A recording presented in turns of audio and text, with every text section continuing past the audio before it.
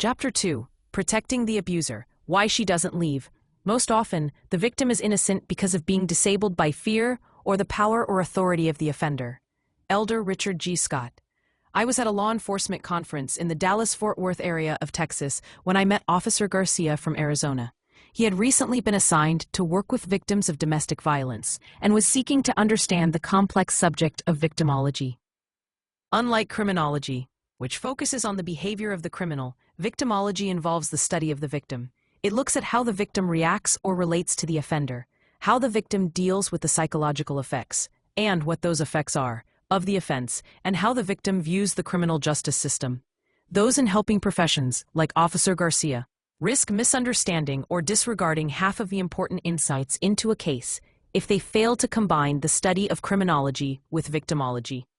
Officer Garcia was new but passionate about ending family violence in his area.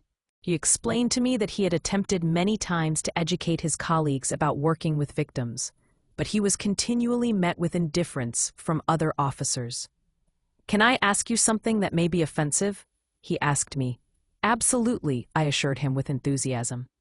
I turned fully to face him as a nonverbal cue that I was ready for any offensive question. Why does she go back to him? This is one of the biggest problems I struggle with. And why it is hard to take victims seriously. I could hear the frustration and helplessness in his voice. He told me about a recent arrest where the victim herself came in, sporting a fresh black eye, and bailed her abuser out of jail. "Oh, that's an easy question, but with lots of answers," I told Officer Garcia with a wave of my hand to emphasize the simplicity of this complex issue. "How long were you going to keep him in jail?" I prodded Garcia to help him figure out his own question. 48 hours is the max in a case like this. Then we have to release him while trial is pending, Garcia explained. "Do you think 48 hours is enough time for her to find a job if she hasn't worked in years? Or find a new house? Separate out credit cards and bank accounts without his permission? Pack the house and move to a safe location? Or move all of his stuff to a storage unit? To figure out what happened in life, sort the emotions of a toxic relationship, build up a support system that he spent years destroying or isolating her from, and do all this after being hit in the head?" "Well," Garcia started. "And did you know that if she leaves him, her chances of being murdered by him escalate 75%? If she does not have a safety plan ready to go, she might stay with him to prevent this case from turning into a homicide." I pulled out my phone and showed him a YouTube video of a bull rider who had fallen to the ground and was being trampled. There were at least half a dozen people waving red cloths, shouting at the bull, and trying to distract the angry animal from the rider on the ground. Every time the rider tried to get up, the bull would turn and stomp him to the ground. It was painful to watch, and those few minutes on the ground seemed like forever. Finally, someone distracted the bull long enough for the rider to get up and sprint away. After watching the video, I pointed out to Garcia that the rider was still able to run and might have been able to get up and run away much sooner, perhaps in an earlier brief moment when the bull was not looking right at him. So why didn't he? Understanding flooded Garcia's face. He knew exactly what I was trying to tell him. It wasn't safe to leave yet. "So, back to your question," I said with a big smile. "She came and bailed him out of jail because she will be less likely to take a beating when you let him out the next morning. Additionally, she is now the hero who rescued him from the cops that put him behind bars. She will leave once it is safe to do so." I shared with him a long list of other reasons a woman may choose to stay with her abuser. She fears losing custody of the children.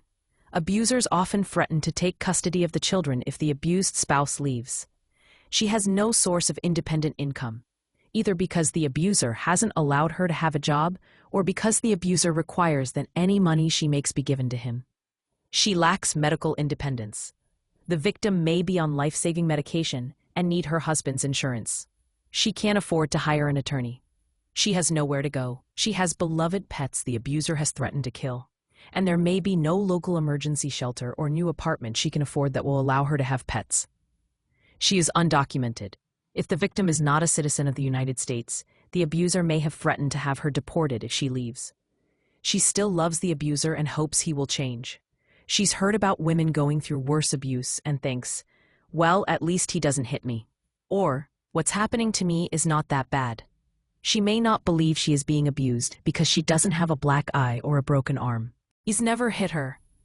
She is too afraid to leave, perhaps because she fears her abuser will hunt her or launch a smear campaign against her. She is intimidated by the abuser's social status or status in their church congregation. She is embarrassed that she got herself into this situation. She feels pressured to maintain a certain image in her congregation or family. What will the church community think? She has a disability and depends on her abuser for help. She doesn't want her children growing up in poverty without a father. She blames herself for the abuse and questions her self-worth. She has been isolated from all of her support systems or feels that any support system she currently has will choose the abuser's side. She may have grown up in abuse and believes it is normal. She thinks no one will believe her because the abuser is such a good actor in public. If she is devoutly religious, she may fear that she will be breaking sacred marriage covenants or vows or not be forgiving enough if she leaves. These are just a few of the reasons victims stay in abusive situations. Each victim has her own complexities to work through before she can leave, and before it is safe for her to leave. Hidden evidence. Figuring out a victim's perspective is a vital part of victimology. Additionally, it is extremely helpful for counselors, church leaders, and law enforcement to understand the psychology behind why some victims not only stay, but also work to hide evidence of the abuse. According to a study conducted by the National Anglican Family Violence Project, it can be difficult to accurately record the extent of intimate partner violence in a population. Such incidents frequently occur behind closed doors and are often concealed by and denied by their perpetrators and sometimes by their victims. No one hides evidence better than a victim of domestic violence. She hides evidence to not only protect the person she loves, but also to protect herself from the shame of sexual assault or violence. And this shame often runs much deeper than police, counselors, or other helpers recognize. Many victims are made to believe that the abuse they receive is a punishment for doing something wrong. They believe the abuse is their fault. This type of manipulation makes the abuse victim feel guilty for whatever she perceives she did to receive any so-called punishment from her abuser. Additionally, most abusers are very good at justifying their abuse and blaming the victim for the abuser's actions and emotions. This leads the victim of abuse to question herself and her circumstances. An abuse victim's thought process might sound something like this. How could someone of intelligence and value get herself into a situation like this? How will people at church view me? No one will believe me. He looks so good in public, and I am a broken person. This isn't how God wants marriages to be, but is leaving him worse than tolerating his actions? Maybe if I was stronger, better, more beautiful, or smarter, he would love me enough not to hurt me. For male victims, there are similar thought processes and wondering if people will question their strength or believe that they are even a victim because she is a small woman and he is a big man. These thoughts circle through their minds non-stop. So they put a smile on and pretend that everything is okay, even when they are living in sorrow and fear. They delete all the abuser's hateful messages and threats and makes excuses for the abuser's bad behavior. Until the victim is ready to leave, they will live in secrecy, hiding their own evidence to protect themselves from their reality. After explaining this to my new friend at the Dallas-Fort Worth conference, he asked what he and other officers can do to help victims, especially when a victim doesn't want to leave her abuser, talk about the situation, or press charges against him. My advice to Officer Garcia, and to everyone else who might suspect someone they care about is a victim of domestic violence, is to take very good notes about anything the victim says or does that indicates abuse might be happening, including detailed observations about the environment or setting of the abuse. Note the victim's mannerisms and fear responses. A detailed report can be invaluable later on, and when she is ready to leave, the victim will have evidence in the form of your documentation. Friends, family, and church leaders can work to empower and build up the victims of abuse. Abusers often spend years tearing a victim down, which can be paralyzing. Encouragement and praise, even for small things, can go a long way in helping them realize they have self-worth and deserve to be happy and safe. Language usage. It's also important to be mindful of how you talk about the abuser when you speak with the victim. Officers of the law and legal personnel will often refer to the abuser as the perpetrator, perp, suspect, defendant, offender, criminal, batterer, culprit, and so on. These names are appropriate in their line of work. The victim, however, may know this person only as her husband, boyfriend, or partner, and may be disturbed or offended to hear someone call him an abuser.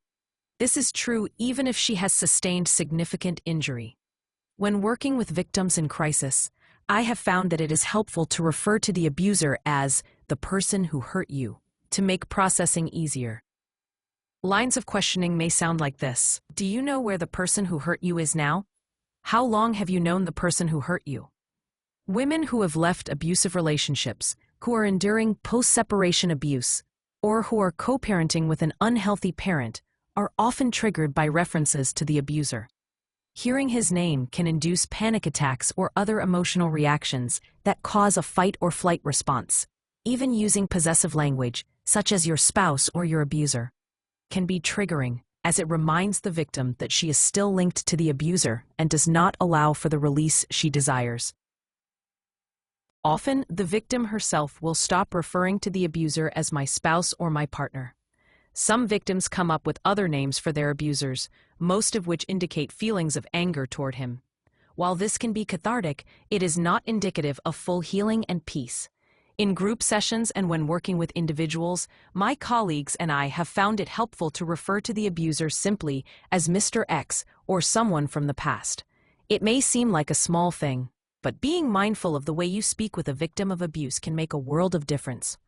Understanding the psychology behind a victim's actions allows counselors, church leaders, and law enforcement officials to better serve the victim, even if she isn't quite ready to leave the situation.